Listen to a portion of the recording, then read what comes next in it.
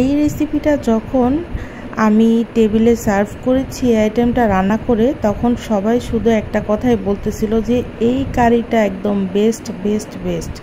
Hello everyone, আসসালামু আলাইকুম। গরুর মাংস দিয়ে তো অনেক ধরনের কালা ভুনা এইটা সেটা রান্না করে দেখানো হয়। তো আজকে কিন্তু একটা চাইনিজ আইটেম আপনাদেরকে দেখাবো গরুর মাংস দিয়ে। এখানে আমি 750 গ্রাম পরিমাণ গরুর মাংসকে একদম কিমা কিমা করে কেটে নিয়েছি, একদম পাতলা করে। তো এটাকে আমি পরিমাণ মতো তেলে বসিয়ে দিলাম কুক করার জন্য। তো আজকে কিন্তু আমি শেয়ার করব চাইনিজ বিফ চিলি। তো আমার স্টাইলে এভাবে করে বিফ চিলি রান্না করলে কিন্তু বাসার সবার মন জয় করে ফেলতে পারবেন আপনারা। তো আশা করি ভিডিওটা সবার ভালো লাগবে।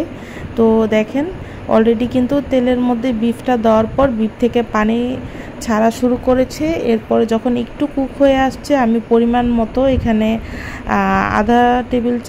এক টেবিল চামচ করে আদা রসুন বাটা দিয়ে দিয়েছি।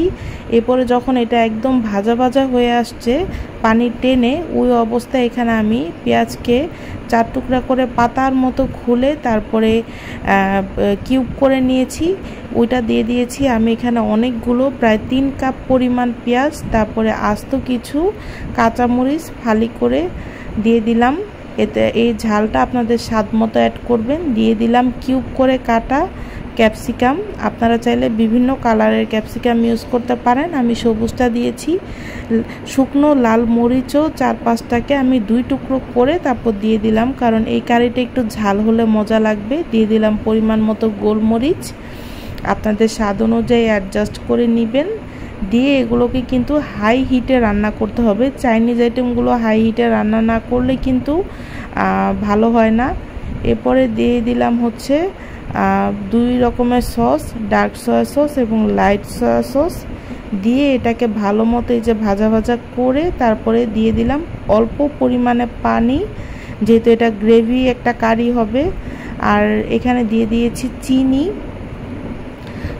ছাড়া কিন্তু চাইনিজ খাবারের টেস্ট একদম অ্যাডজাস্ট করা যাবে না। দিয়ে দিলাম পরিমাণ মতো ভিনেগারটা দিলে একটা ট্যাঙ্গি ফ্লেভার আসে, এটা মাস্ট ম্যান্ডেটরি। আপনারা ভিনেগারটা এখানে ব্যবহার করবেন।